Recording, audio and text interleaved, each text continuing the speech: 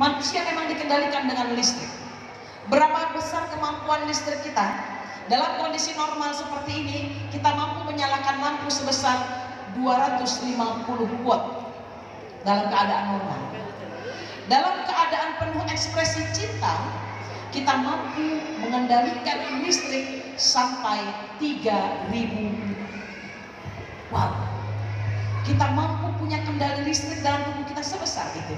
Dan itu bisa menjadi proses healing, penyembuhan kepada anak-anak kita. Nah, tulang belakang inilah yang jika kita mengusap mulai dari tulang leher sampai tulang ekor, maka endorfin akan masuk ke dalam otak anak kita. Apa itu endorfin? Morfin alami tubuh yang kekuatannya 300 kali lebih hebat daripada marijuana. Fungsi dari narkoba adalah bikin kita fly, punya perasaan tenang dan damai. Itu narkoba. Daripada beli narkoba mahal dan merusak otak, mendingan kita panggil saja narkoba alami tubuh kita, anak kita, usap. Pengen punya anak anteng, sering diusap tulang belakangnya, maka anak kita bisa dikendalikan. Ini bukan soal handphone saja. Handphone bakal berhenti kalau kita rajin mengusap tulang belakang anak kita. Bisa dipahami sampai sini? Ini tubuh kita. Yang berikutnya, klik tulang belakang. Tiada bagian dari tubuh manusia semua akan hancur dimakan tanah kecuali satu tulang, yaitu tulang ekor. Darinya manusia dirakit kembali pada hari kiamat, kata Rasulullah Shallallahu Alaihi Wasallam. Tulang ekor adalah elemen penting dan disinyalir stem sel dasar yang berisi informasi pengenalan Rasulullah Shallallahu Alaihi Wasallam disimpan di bagian tulang ekor kita. Ditelitilah oleh Hans Niemann, seorang ilmuwan Jerman, dapat penghargaan Nobel disebabkan dia memotong tulang ekor biawak, direbus, digerus sampai hancur lumat halus sekali, lalu diinseminasi kepada telur biawak, dan ternyata ketika telur itu menetas, biawak itu memiliki ekor 2, menunjukkan bahwa itu tadi tulang ekor yang dihancurkan masih bisa ada kehidupan. Pada tahun 2002, ilmuwan Muslim Usman Jailani dan Syekh Abdul Majid meneliti tulang ekor binatang biawak juga, yaitu dipanggang pada suhu tinggi selama 10 menit sampai berubah menjadi hitam pekat dan hancur. Dibawa ke laboratorium, diperiksa, ternyata selnya masih hidup. Dalam penelitian dikatakan Anda dibakar lebih lama lagi, berjam-jam atau bahkan berbulan-bulan, tetap selnya nggak bakal mati. Dan ternyata manusia punya sumber kehidupan, dan adanya dimulai dari tulang belakang kita, yaitu tulang ekor. Mulai hari ini, usaplah tubuh anak kita mulai dari kepala, tulang belakang sampai tulang ekor. Bacakan doa dan sholawat kepada anak-anak kita. Dengan sholawat, maka apa yang tersimpan di tulang ekor akan menjadi alat terapi healing di tubuh kita. Kalau nggak percaya, ntar dipulang dari sini, minta pijit-pijitan tulang belakang sama suami, minta diusap sambil sholawat. Kita akan merasa lebih fresh dan segar kembali. Kalau tulang belakang sering diterapi. Bisa dipahami Bapak dan Ibu? Ini anak kita berada dalam kendali kita. Nah, ada terapi berikutnya, klik. Cara melatih tulang belakang untuk kuat adalah dengan terapi gerakan sholat. Dengan sholat, seluruh sistem tulang belakang kita bekerja dengan baik. Darah manusia hanya bisa berputar dari jantung naik ke leher, ke otak samping, turun lagi ke bawah. Gak pernah bisa sampai bagian sini. Tapi melalui terapi sholat, terutama sholat taubat, maka tubuh itu seperti memompa darah. Ketika berdiri, lalu disuruh untuk ruku. Ketika ruku, jantung memompa lebih kuat kerjanya karena sudah mulai bengkok. Setelah itu kita disuruh berdiri. Aliran darah yang sedang kencang-kencangnya jantung pompa, tiba-tiba kita disuruh berdiri tegak. Dan pada saat berdiri tegak ini seperti ada aliran deras darah yang kebanjur sampai ke bawah, yang namanya darah deras akan muncrat ke atas. Begitu muncrat ke atas, Allah memerintahkan kita untuk sujud. Energi super cepat dari aliran darah tubuh kita inilah yang dipakai untuk mendorong sumbatan pembuluh darah yang ada di dahi kita. Seperti gerakan roller coaster. Saking cepatnya darah bergerak di tubuh kita dalam keadaan sujud, itulah membuat manusia memiliki kemampuan daya tahan hidup menyelesaikan masalah sampai 60.000 masalah setiap harinya. Jadi kalau hari ini kita masih sering stres, itu pertanda sujud kita kurang panjang. Hendaklah sujud sampai 2 menit sujud, maka otak kita akan mengalami sistem kesegaran yang luar biasa. Rezeki depan mata kelihatan, jodoh depan mata kelihatan, bisnis yang tersumbat tiba-tiba terbuka, komunikasi yang terhambat tiba-tiba lancar. Kenapa? Karena sistem sumbatan di dahi yang membuat kita gampang stres ini terbongkar seketika. Jadilah orang tua yang memaksakan diri untuk melatih anak-anaknya menegakkan sholat. Ini terapi tulang belakang. Terapi tulang belakang berikutnya adalah ini. Nah, ini yang jarang dilakukan. Terapi sebat rotan. Dan saya sudah bawa alatnya untuk menyabet siapapun. Rasulullah SAW bersabda, gantungkan cambuk di tempat yang bisa dilihat oleh penghuni rumah, karena itu bermanfaat untuk mendidik mereka. Rasulullah memerintahkan kita menggantungkan cambuk, bukan cemeti. Ternyata kita ngebayangin cambuk itu cemeti. Ternyata cambuk itu bisa berupa alat terapi. Salah satunya contoh terapi dengan sebat rotan. Dipukullah anak kita dengan rotan. Bunda mengajarkan kekerasan di dalam keluarga. Nah, alat ini dipakai untuk anak-anak yang kita anggap telah gagal di terapi, yaitu sudah terlanjur menghisap narkoba, terlanjur kecanduan, semuanya, baik kecanduan seksual, kecanduan narkoba, kecanduan gadget, maka kita bisa gunakan alat terapi ini. Gimana caranya? Caranya anak kita ditidurkan, dibuka semua pakaiannya, lalu dipukulkan mulai dari tulang ekor, punggung sampai ke bagian tulang leher. Berapa banyak dipukulkannya? Dipukul sebanyak 30 kali cambukan, dilakukan 2 kali dalam sepekan. Jadi seminggu cuma 2 kali dengan 30 sebatan. Buat apa fungsi sebat rotan? Dokter di Siberia membuka klinik yang sangat ramai didatangi para pecandu narkoba, minuman keras, kecanduan homoseksual, lesbian, LGBT, itu sembuh. Karena hasil penelitian mereka mengatakan vaksinasi yang membuat sistem imunitas kuat terjadi pada sistem sebat rotan.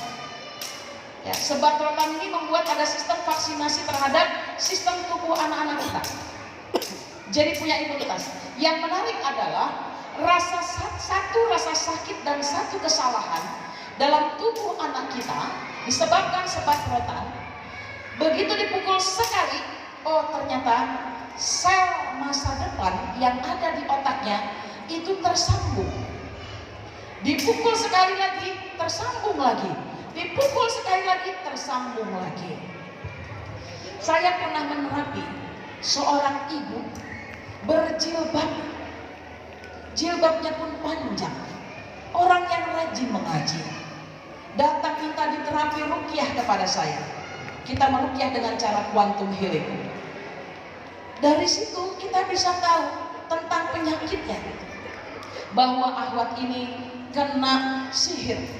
Saya tanya, kamu pernah berobat di mana sebelumnya? Maka dia ceritakan, dulu saya berobat ke sebuah pengobatan alternatif. Tapi saya tidak tahu kalau ternyata itu pengobatan alternatif yang salah. Terapinya adalah terapi saya bertemu dengan dukun cabul. Kalau saya mau sembuh dari sakit itu, katanya saya harus ditiduri oleh terapisnya. Dan dia bilang setiap kali terapi dia ditiduri. Sudah 7 kali dia diterapi.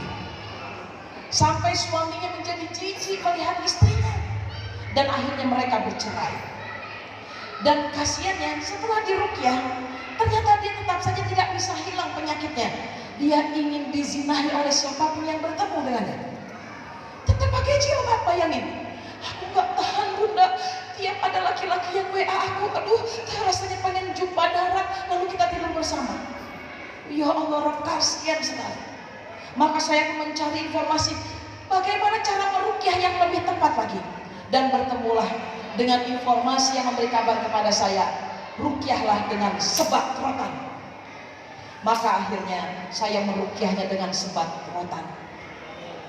Dengan niat, ya Allah, saya meruqyah orang ini untuk diruqyah dengan cara hudud disebutnya.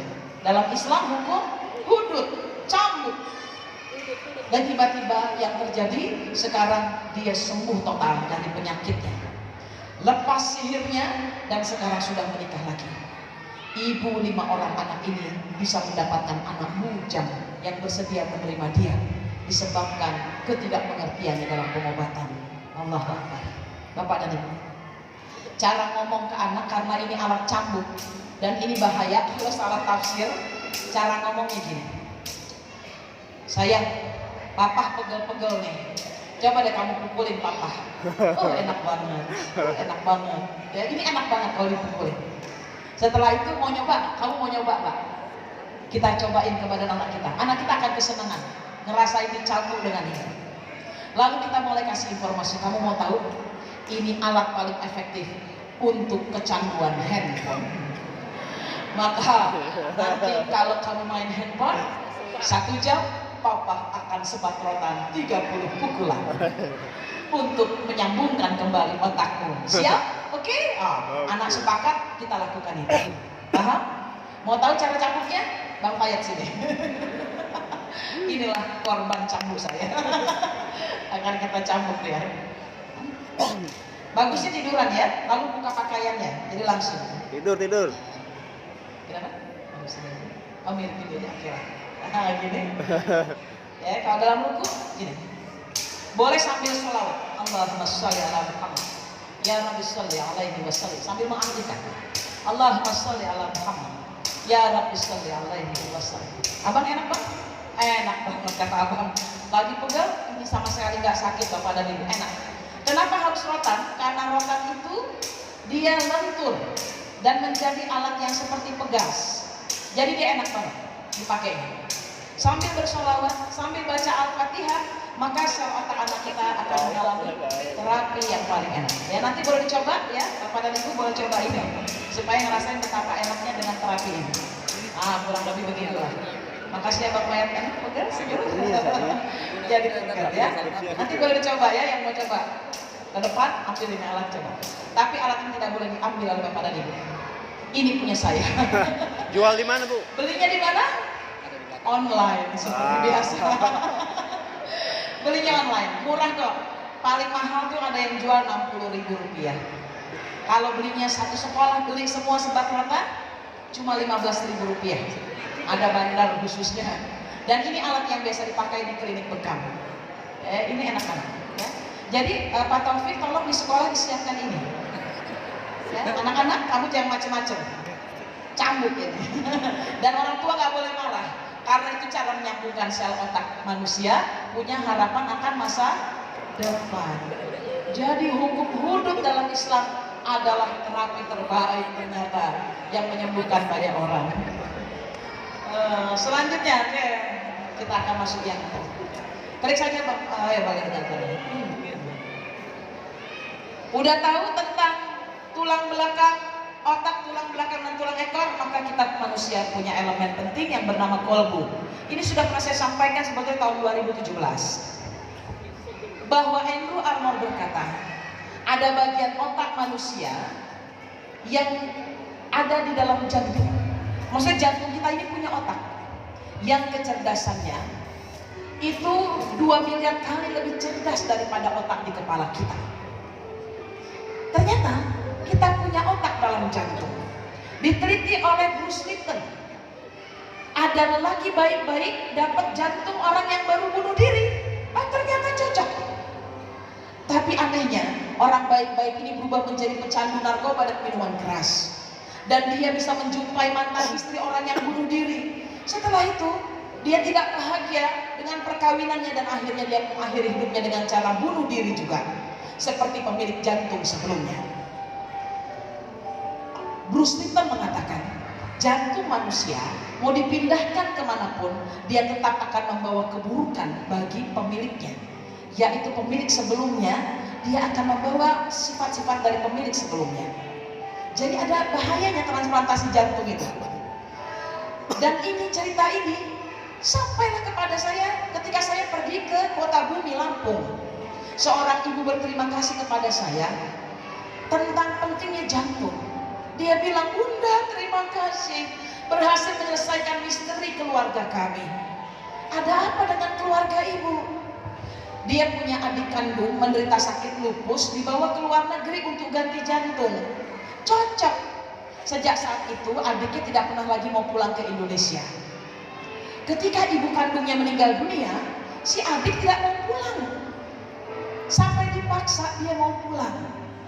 Dan ketika sampai di Indonesia, si adik seperti tidak punya air mata untuk ibunya yang telah membiayai pengobatan sampai dia bisa hidup kembali. Dan dia pun tidak menghargai orang di sekitarnya. Dia tidak mau tinggal di rumahnya, lebih senang tinggal di hotel. Usai hari pemakaman, dia pergi jalan-jalan keliling Indonesia. Dia tahu apa materi ini, dia bilang, akhirnya saya tahu bahwa adik saya sudah tidak ada lagi dalam tubuhnya. Karena jantungnya telah ditukar dengan jantung lelaki bule yang tinggal di luar negeri. Makanya dia tinggalnya di luar negeri. Dan ketika pulang ke Indonesia, dia gak punya air mata. Karena sosok yang ada dalamnya ini anak laki-laki, bukan perempuan seperti adiknya. Dan dia pun pergi keliling Indonesia. Orang bule senangnya keliling Indonesia. Jadi wahai ibunda saya, selalulah memberikan energi cinta. Karena kolbu kita menyimpan kualitas diri kita. Terapilah anak kita dengan terapi cinta, maka dia akan membalasnya dengan cinta. Ini rahasia tentang kolbu. Kita perbaiki kualitas hati kita. Terakhir Bang Fayan, kita akan lihat bagaimana kekuatan kolbu mampu terhubung satu dengan yang lainnya dengan memanfaatkan kuantum spektrum alam semesta. Diteliti oleh Profesor Asli Rahman, beliau dari Indonesia pada tahun 2002, bahwa ternyata alam semesta ini di waktu-waktu sholat memiliki spektrum warna yang berbeda-beda. Saya cukup ambil 2 saja dari semua waktu sholat, 2 saja yang akan saya kupas. Sholat malam, beliau mengatakan spektrum terbaik spiritual manusia adalah di waktu tahajud. Jam 2 atau sepertiga malam terakhir, spektrum alam semesta berwarna putih terang, berkilauan seperti intan berlian, berbau cincin berwarna ungu dan merah jambu. Itu warna alam semesta. Tentang spektrum warna ini, Ibnu Sina atau Avicenna, ilmuwan muslim kita, menemukan sebuah terapi penyakit yang disebut kromoterapi. Beliau mengatakan, manusia kalau pakai jilbab biru, tubuhnya yang tadinya berenergi panas itu akan disejukkan. Kalau punya anak sakit panas, pakaiin baju warna biru, panasnya akan lebih cepat turun. Kalau kita sering mengalami sumbatan pembuluh darah, pegel-pegel, linu-linu, pakailah jilbab berwarna merah, baju warna merah, maka sirkulasi darah kita akan lancar. Ini yang pakai jilbab merah lagi di healing, sirkulasi darahnya agar lancar. Yang punya gangguan sistem saraf, sakit stroke, Alzheimer atau apapun, gunakan warna orange sebagai alat terapi. Rumahnya dicat orange, pakai bajunya orange, supaya apa? Sistem sarafnya diaktifkan. Itu warna orange kata Ibnu Sina. Warna hijau itu warna healing, healing secara umum. Jadi kenapa Rasulullah suka warna hijau? Karena orang kalau pakai baju hijau kemana-mana, tubuhnya mengalami healing otomatis keseluruhan, autopilot, all system. Jadi perbaiki dengan warna hijau. Terus ada warna hitam. Warna hitam itu untuk warna paus atau diam, rehat sejenak. Bapak Ibu pengen langsing, pakai baju warna hitam katanya begitu. Benar? Karena dia rehat, dia gak banyak makan. Saya belajar ilmu terapi tentang kromoterapi ini namanya sojuk. Sojuk. Kalau dalam bahasa Koreanya sojuk. So itu telapak tangan, jok itu sujok. Su itu telapak tangan, jok itu telapak kaki. Jadi kalau saya pengen langsing, saya warnai tangan saya hitam di ujung sini, hitam di ujung sini, di titik-titik lambung dan mulut, maka saya akan menahan lapar lebih lama. Warna hitam, paus, warna istirahat. Kita lihat warna tahajud itu warna putih. Jika warna putih dipantulkan ke sebuah prisma, maka dia adalah kumpulan Meijiku Hibiniu. Artinya, sholat malam adalah sholat yang mampu manusia melakukan proses kesembuhan akan tubuhnya terhadap berbagai macam kebutuhan sel. Sering-sering sholat malam, karena kolbu pada saat itu begitu baik untuk berkomunikasi dengan Allah. Doakan anak-anak kita di dimensi spektrum berwarna putih ini, maka kita mampu mengasuh anak kita tanpa mengasuh. Nggak pakai cerewet, nggak pakai bawel, anak kita berubah karena energi healing Meijiku Hibiniu ini masuk ke dalam tubuh anak kita secara ajaib. Setelah itu, manfaatkanlah waktu duha untuk berkomunikasi batin dengan anak kita. Waktu duha memiliki spektrum warna berwarna hijau. Ini adalah warna terbaik untuk proses tumbuh kembang seorang manusia, sekaligus sebagai alat komunikasi intrapersonal dan interpersonal. Ditelitilah oleh seorang profesor Yahudi bernama Profesor Casey. Beliau mengumpulkan 7.000 keluarga muslim, 3.500 dibagi 2, diminta orang tuanya melaksanakan sholat duha, terutama ayah. Ya, jadi minta para ayah. Ayah diminta sholat duha dan ngobrol sama anaknya. Anak di sekolah, ayah di kantor.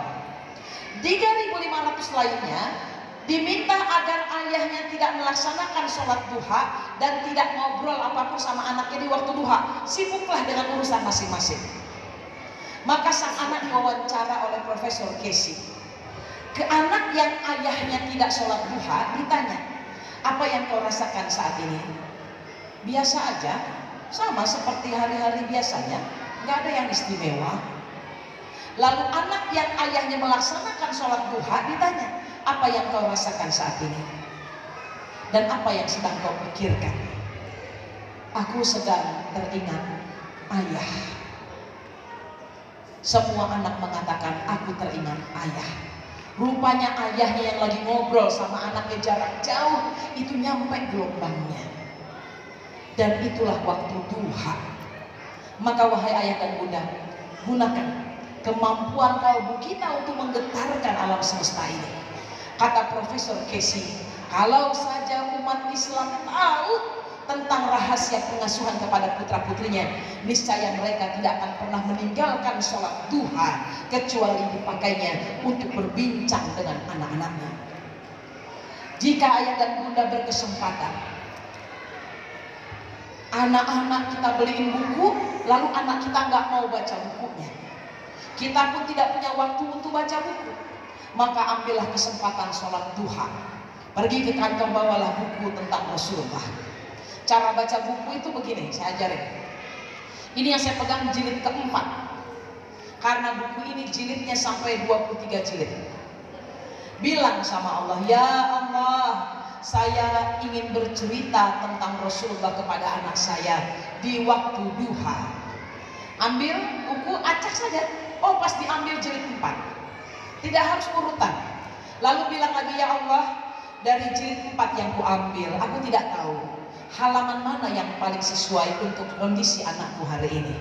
Buka halamannya, begitu diambil ternyata berjudul Amuk Umar bin Khattab. Maka bacalah buku ini di halaman ini. Cara baca buku sirah itu kayak gitu. Bacalah secara acak. Dan ajaibnya, otak manusia mampu mengurutkan cerita yang acak tadi berurutan dari awal lahir sampai wafatnya. Jadi kalau saya ingin menghatamkan sirah setebal ini, saya tidak perlu repot baca dari awal sampai akhir. Saya akan baca sesuka-suka saya. Di halaman manapun, maka saya akan baca. Ya Allah, saya mau baca sirah sekarang. Terserah engkau halaman mana, buka saja. Setelah itu saya baca, tutup saja. Besok baca lagi begitu. Tiba-tiba saya bisa tahu tentang kronologis cerita dari awal sampai akhir. Itu otak manusia. Dan itu dibaca di waktu duha. Kalau waktu duha kita kirimin bacaan ini, anak di sekolah tiba-tiba punya akhlak yang terpancar dari akhlak Rasulullah Shallallahu Alaihi Wasallam. Betapa ajaibnya waktu duha. Jangan lagi gelisah dititipin anak ke pesantren. Jangan lagi gelisah dititipin anak yang anak TK kita menangis di sekolah. Doakan di waktu duha. Kamu tenang ya nak ya, sabar ya nak bersama ibu guru, bersemangat ya nak belajar ya nak. Jarak jauh ngomongnya, sampai pesannya melalui energi bioplasma kita di waktu duha, insya Allah. Baik, terakhir, otak, tulang belakang, tulang ekor, jantung atau kolbu. Yang terakhir, ruhiyah manusia. Manusia diciptakan Allah dengan dua ruh. Ruh yang pertama bernama Ruhul Hayati. Ikuti saya. Ruhul Hayati. Ruhul Hayati. Ruhul Hayati. Ruhul Hayati.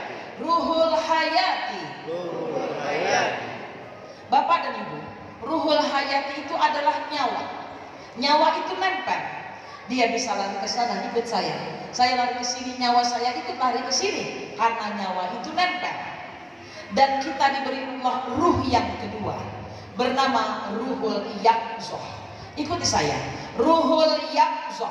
Ruhul Yaqzah. Ruhul Yaqzah. Ruhul Yaqzah. Ruhul Yaqzah. Ruhul Yaqzah. Ruhul Yaqzah itu adalah jiwa. Jiwa disimpannya di jantung manusia, di kolbu manusia. Dan jiwa ini beda dengan nyawa. Kalau nyawa nempel, jiwa bisa keluar dari tubuh kita. Bisa pergi ke masa lalu, bisa jalan-jalan ke masa depan, bisa ketinggalan di rumah orang. Oke, sekarang saya cek dulu. Pastikan jiwa Bapak dan Ibu masih ada di sini sekarang. Yakin? Oke. Takut udah pergi ke rumah, ingat masakan belum disiapkan. Nah itu contoh gitu, bahwa jiwa kita ada di sini atau tidak. Seperti pikiran yang pergi melalang buana, itu namanya jiwanya tidak hadir di sini. Saya akan peragakan bagaimana sifat dari Yaqzah ini. Ini adalah kenyataan hari ini. Banyak orang tak bahagia di hari ini. Ya Allah, aku gak mau kayak begini. Hidup gini amat sih. Maka sistem energinya bergeser. Kata Allah, terima enggak kenyataan hari ini? Enggak mau ya Allah. Terima enggak? Enggak mau ya Allah. Terima kata Allah. Nah, yang menang Allah. Itu masa depan kita. Kita jalan ke masa depan begini enak apa enggak? Pegel apa enggak? Pegel, oke. Itu kalau pengen tahu jiwa kita. Lalu, sudahlah kita tidak bahagia di hari ini, sakit hati dengan hari kemarin, kita belok ke belakang. Gara-gara dia nih gue kayak begini nih, hidup jadi susah, awas ya. Nah, bisa lihat masa depan kan? Nggak kelihatan, kita ada di belakang. Jalan begini enak apa enggak? Pegel sekali. Oh, saya pun pegel. Oke. Maka satu-satunya cara adalah yang pertama kita lakukan, terimalah kenyataan di hari ini. Ya Allah, aku terima deh punya suami kayak begitu. Gak apa-apa, warisannya banyak. Gak apa-apa deh punya istri cerewet kayak gitu. pantas buat diajak kondangan, gitu ya. Kita cari alasan buat bahagia. Setelah kita bahagia di hari ini, jika masih mengungkit masa lalu, kita ketarik ke belakang gini. Kira-kira enak gak jalan begini? Enggak. Bahaya sekali. Persis seperti ketapel, ditarik ke belakang, makin ditarik makin berat. Itulah yang membuat hidup kita menjadi berat dan tidak bisa melihat masa depan. Allah, hidup kayak gini amat sih, begitulah kurang lebih. Maka kita harus lepaskan masa lalu. Ya Allah, aku maafkan masa laluku. Nah, dimaafin. Begitu dimaafin, kelihatan gak masa depan? Kelihatan. Kelihatan. Itulah hidup kayak begitu. Sesederhana itu. Hari ini saya punya uang, udah seperti tisu. Ini duit 100.000. Saya mau belanjain. Belanja ada lagi duit saya. Belanja lagi ada lagi duitnya. Kan mau belanja, kok ada lagi? Pengen punya duit kayak gini? Pengen. Duit saya kayak gitu. Amin ya Allah. Atau kita ngobrol sama Allah begini, ya Allah, duit kemarin aja belum habis, udah datang lagi duit yang baru. Insya Allah duit saya kayak gitu. Bahkan kita bisa ngobrol sama Allah gini, ya Allah, perasaan gajian baru kemarin, kok udah gajian lagi aja? Karena gaji kemarin masih ada. Wih, enak gak hidup kayak begitu? Enak banget. Insya Allah hidup saya kayak gitu sekarang. Apa yang saya lakukan? Dalam proses teori quantum healing, saya praktekin ilmunya Pierre Simon de Laplace. Kata Pierre Simon de Laplace, seseorang bisa memprediksi masa depan dengan presisi yang sama seperti ketika seseorang memandang masa lalunya. Jadi, kalau kita selalu lihat yang jelek-jelek dari masa lalu, maka bersiaplah menjemput masa depan yang menyakitkan seperti kita memandang masa lalu. Jika kita selalu baper dan sedih hati terhadap masa lalu, maka siap-siap masa depan kita sesedih, bahkan berkali-kali lebih sedih daripada masa lalu kita. Tugas kita hari ini, maafkan masa lalu kita. Sekelam dan seburuk apapun, maka kita bisa lihat masa depan. Dan jangan pernah takut menghadapi masa depan, sehingga kita jadi kepo sama masa depan begini. Ini juga capek berjalan menuju masa depan dengan cara terbungkuk. Waktu anak saya baru lahir, anak pertama, saya bilang sama Abi, Bi, cari duit yang banyak, kerja keras, masuk SD itu mahal, bayarnya belasan juta rupiah. Terus Umi dengar, kalau anak kita kuliah di UI, minimal punya duit 20 juta rupiah, baru anak kita bisa masuk UI. Karena itu Abi dari sekarang ngumpulin duit dong, juta-jutaan, cari penghasilan yang juta-jutaan, supaya kita tenang menghadapi anak-anak kita nanti. Waduh, untung suami saya orang Betawi. Dia bilang begini, Mi anak baru brocol, gede aja belum, udah mikirin kuliahnya, kata dia gitu. Ternyata belakangan saya belajar dalam dunia quantum healing, yang dilakukan suami saya adalah dia memanggil jiwa saya yang kelayaban ke 20 tahun yang akan datang. 20 tahun yang akan datang belum terjadi peristiwa, tapi jiwa saya kelayaban ke alam kegelapan. Kira-kira panik gak? Panik. Makanya saya panik, cepetan bicara duit yang banyak. Kalau enggak gimana nasib anak kita? Gitu. Panik saya karena jiwa saya kelayabannya kejauhan. Untung suami saya manggil, woi pulang. Jauh. Sehingga saya jadi tenang lagi, oh iya baru brojol. Tapi faktanya apa? Justru anak saya tidak kuliah di UI, kuliahnya di UIM, Universitas Islam Madinah. Nggak pakai duit, malah dapat duit. Artinya apa yang kita bayangkan tentang masa depan belum tentu terjadi seperti yang kita bayangkan. Oke, sekarang bisa ngerti ya? Jadi Bapak dan Ibu, jangankan panik tentang masa depan yang jauh, yang cuma hitungan hari aja bisa bikin kita sakit. Kemarin saya ngobrol dari Muara II mau pergi ke Batu Raja, saya bilang, Pak, kita ke Muara II naik tol aja lah Pak. Masuk tol aja Pak, biar cepat sampainya.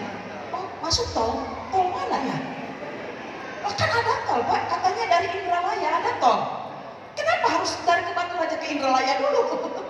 Ya, rupanya otak saya salah paham. Saya kira saya mau langsung pergi ke Palembang supaya saya masuk tol lewat Indralaya. Kata bapak itu, nggak ada apa, Bu katanya ke Batu Raja. Ibu mau kemana? Ke Palembang. Salah. Gitu. Oh, saya langsung stres. Otak saya kenapa begini? Baru 1 hari saja jiwa saya kita sampai ke kota lain itu betul-betul bikin stres. Saya pernah di bulan Februari, jadwal seminar saya, ini saya bisa lihat masa depan. Jadwal seminar saya Januari 2020 sudah penuh sampai Desember 2020. Artinya saya sudah bisa lihat masa depan. Meskipun belum tentu saya umur panjang, tapi saya tahu saya ada di mana-mana, di kota mana saja saya sudah tahu. Kapan saya umroh, kapan saya ke Aqsa, kapan saya ke Cordoba, itu ada semua. Kelihatan. Ajaib gitu ya. Kalau kita bisa memaafkan masa lalu, kita bisa lihat tentang program-program masa depan kita. Meskipun kita belum tentu tahu seberapa panjang umur kita. Nah, ketika saya di bulan Februari diundang sama orang yang undang saya di September. Bunda mau tak ajak jalan-jalan ke Manokwari, ke Papua kita pergi ke Sorong lalu pergi ke Raja Ampat. Saya tanya, berapa jam penerbangan Mbak? 9 sampai 15 jam tergantung ketersediaan pesawat terbang. Dan saya biasa terbang sampai 5 kali penerbangan katanya. Apa?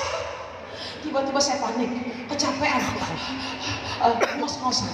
Abi, kalau ada yang minta ke Papua, tolong ditolak. Bilang, Umi nggak sanggup ke Papua. Rupanya yang membuat saya panik, karena badan saya masih di Februari, tapi jiwa saya kelayaban di bulan September. Maka saya udah tahu teori ini, saya panggil jiwa saya, woi pulang.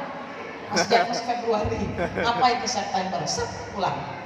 Begitu pulang, biasa-biasa aja. Sampailah September saya ada di Malang, bukan ada di Papua. Bisa dipahami pada itu? Itulah ruhiyah kita. Jika kita sadar ruhiyah kita ada di sini, maka kita akan bertemu dengan makhluk ruhani Allah yang akan menolong kita mengasuh anak kita tanpa mengasuh. Makhluk ruhani itu bernama malaikat Allah. Pengen bisa bersahabat dengan malaikat Allah? Biarlah malaikat yang ngurusin anak kita. Anak kita nggak beres, biar dia yang jewer. Anak kita mau coba-coba nakal, ada malaikat yang mengingatkan di hatinya. Enak gak kira-kira kalau kita bersahabat dengan malaikat? Enak. Dan ini adalah bagian dari perintah Allah. Tanazzalul malaikatu waruhu fiha biizni rabbihim min kulli amr. Diturunkan malaikat berikut Jibril untuk mengurusi segala urusan, termasuk urusan kita manusia. Dan cara kita terhubung dengan makhluk rohani ini adalah membaca sholawat atas nama malaikat. Ikuti saya. As-salatu wassalamu alaika malaikatu qarabin. As-salatu wassalamu alaika malaikatu muqarrabin. As-salatu wassalamu alaika malaikatu muqarrabin.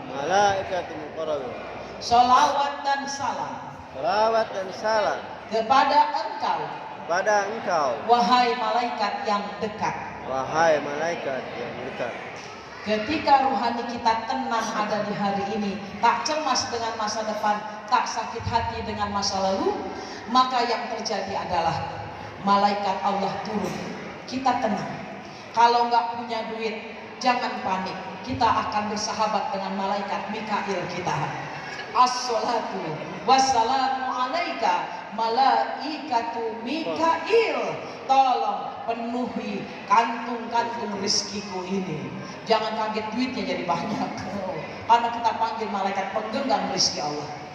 Punya mertua nyebelin, ngeselin, nyakitin hati, kita panggil malaikat Nasirah, malaikat penggenggam rahmat dan cinta.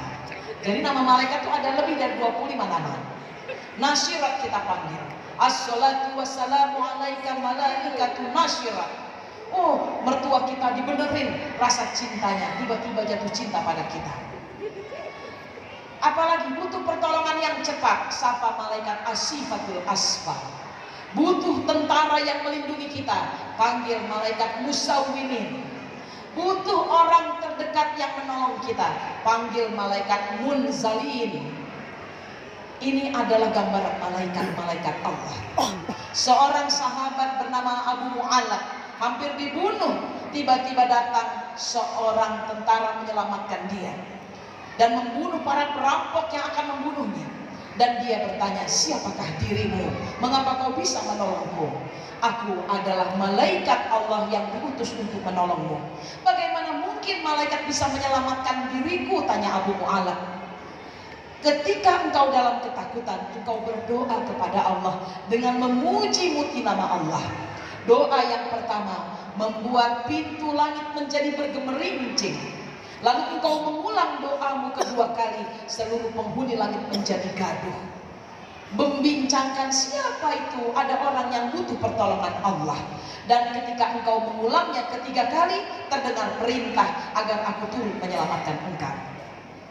Dan Abu Mu'alaf bertanya pada Rasulullah, siapakah beliau ya Rasulullah? Benarkah malaikat Allah bisa datang kepadaku? Dia bernama Munzalin. Munzalin, malaikat yang turun diserupakan dengan manusia. Coba dicolek teman sebelahnya, itu manusia apa malaikat? Takutnya Munzalin, Bu. Munzalin sedang ikut kajian kita hari ini, sangat mungkin. Nah itu malaikatnya, Bu. Nah itu malaikatnya. Oh, pas 11:30. Jadi itulah cara kita bersahabat. Cuman kalau kita ngapalin lebih dari 25 nama malaikat, susah apa gampang? Susah. Gampang lupa, ini artinya apa? Maka Rasul mengajarkan cukup dengan satu kali menyebutkan saja. Ulangi lagi sama-sama. As-salatu wassalamu alaika malaikatu muqarrabin. Siapa itu muqarrabin, mau tahu? Malaikat yang standby. Oh, semua malaikat yang namanya banyak itu udah pada standby dekat kita. Makanya kita berdoa saja, Allah, malaikat muqarrabin semua akan bertugas menolong kita, insya Allah. Paham? Lebih rileks kepada ibu mengasuh sekarang? Panik panggil malaikatnya. Kita tutup ya acara ini. Ya. Andai saja saya tahu teori ini jauh sebelum saya memiliki anak pertama saya tidak menjadikan anak saya sebagai korban kebodohan pengasuhan. Ketika saya pergi ke rumah Neno, putri bungsunya sedang menangis. Bunda tak boleh pergi, aku ikut Bunda. Gak bisa nak sayang, Bunda harus mengajar om dan tante, tapi aku ikut. Saat itu Neno datang kepada saya. Aku minta waktumu Mbak 30 menit untuk bicara dengan anakku. Lama sekali dalam hati saya. Ngobrol apa sama anak kecil, titipinlah ke pembantunya, kan beres masalah. Bisa terlambat sampai ke gedung kalau dia minta waktu setengah jam ngobrol sama anaknya.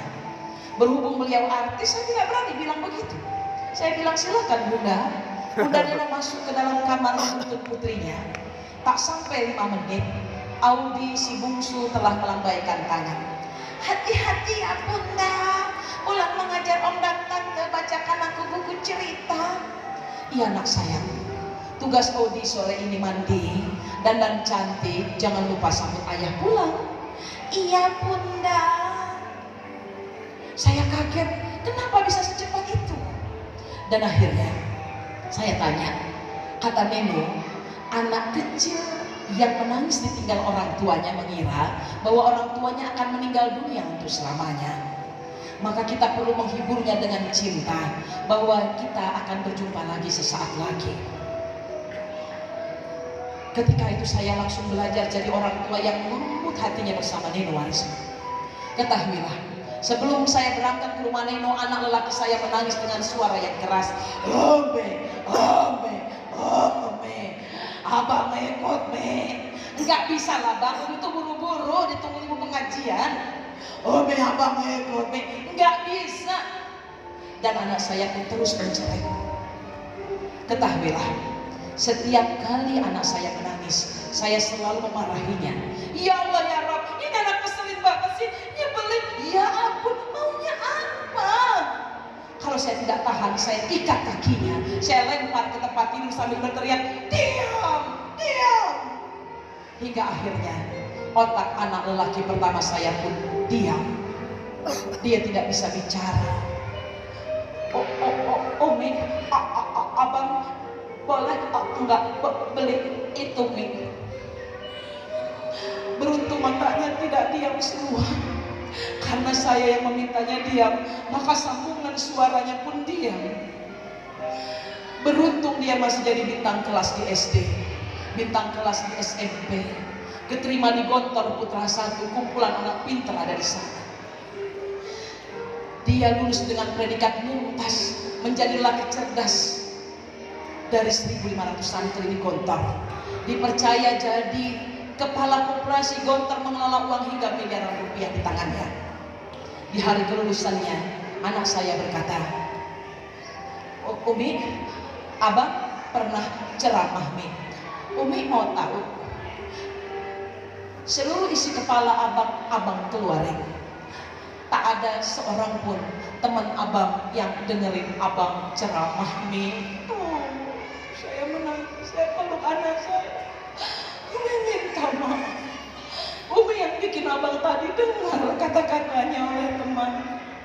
Umi minta maaf. Umi akan tebus dengan cara apa? Dengan cara apa? Anak saya memeluk saya. Enggak, Umi. Umi udah sayang abang. Umi doain abang ya.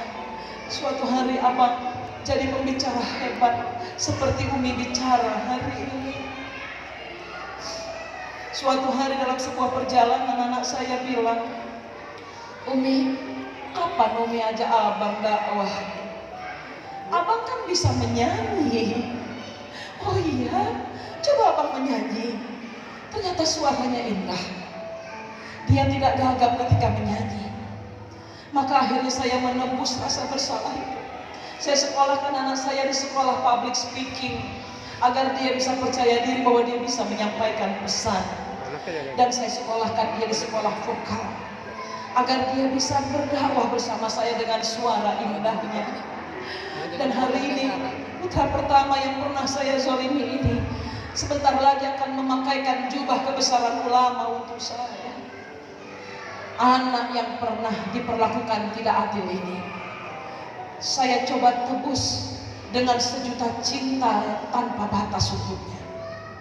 Sebagaimana saya menjalankan pesan Rasulullah, tutupilah kesalahanmu dengan kebaikan yang banyak. Saya timbun masa lalu saya yang pahit, menyakiti anak saya dengan sejuta cinta yang tak habis-habis untuknya dan untuknya. Dan anak yang menyanyi tadi adalah putra pertama saya yang akan memakaikan jubah keluarga untuk saya. Dan dia akan menutup acara ini dengan suara indahnya. Padamu ku bersujud. Jika kita tak sanggup lagi menghadapi anak kita, bersujudlah kepada Allah, memohon ampun kepadanya. Insya Allah anak kita akan diselamatkan Allah. Bunda, ayah, marilah kita selalu menyampaikan ikhlas dan ridha untuk anak kita. Ikuti kalimat saya. Bismillahirrahmanirrahim. Bismillahirrahmanirrahim. Ya Allah, Ya Allah. saya yang bernama, sebut nama, Kurnia Widyatiti Pertiwana, ikhlas dan ridho atas kehidupan ini.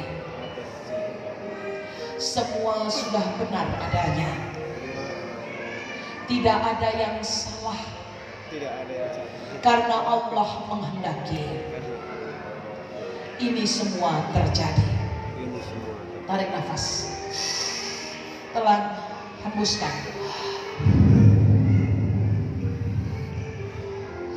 Inna lillahi wa inna ilaihi raji'un. Tolong dipraktekin. Seorang ibu di Bandung punya anak kecanduan game online, kelas 3 SMA, 2 bulan tidak mau masuk sekolah. Harapannya ujian bakal gagal karena sebentar lagi ujian. Bertemu dengan saya, belajar tentang terapi Aku Ikhlas Aku Ridho. Dipeluk putranya, mamah ikhlas, mamah ridho. AA main game online setiap hari. Semoga Allah menuntunmu pada jalan keridhoan. Besok dilihat lagi anaknya main game online, dia peluk lagi anaknya. Mama ikhlas, mama ridho, AA main game online. Semoga Allah tuntun pada jalan keridhoan. Lihat suami tidak mampu menasehati anak, dipeluk suaminya. Mama ikhlas, Mama ridho papa gak mampu menaklukkan anak kita. Semoga kita dituntun pada jalan keriduan. Mertuanya menyalahkan dia, iparnya menyalahkan dia. Dia katakan saya ikhlas, saya ridho disalahkan oleh mertua, ipar atau siapapun menyalahkan saya. Bukan ibu yang hebat mengasuh anak bisa kecak game online. Ya Allah, tuntun kami semua pada jalan keriduan. Dalam setiap peristiwa apapun, ibu itu selalu berkata, aku ikhlas, aku ridho. Makan cuma makan beginian. Lihat macet, dia bilang aku ikhlas, aku ridho. Lihat macet, punya duit sedikit, aku ikhlas, aku ridho. Dilafalkan secara lisan. Apa yang terjadi? Setahun kemudian dia kejar saya ceramah di Bandung itu. Dia cuma mengatakan, Bunda, saya mau terima kasih karena Bunda telah mengajarkan aku ikhlas, aku ridho. Sekarang anak saya lulus masuk fakultas kedokteran Universitas Pajajaran. Tiba-tiba anak itu pergi ujian SMA lalu melanjutkan ikut SBMPTN. Siapa menyangka aku ikhlas, aku ridho adalah cara menyelamatkan anak-anak kita. Mulai sekarang lihat apapun yang pahit katakan aku ikhlas, aku ridho. Tuntun, yang gak boleh bilang adalah tuntun kami pada jalan keriduan. Insya Allah Allah menuntun kita semua. Dan inilah sebuah lagu yang menyadarkan kita bahwa Allah lah sang pembimbing kehidupan. Padamu ku bersujud.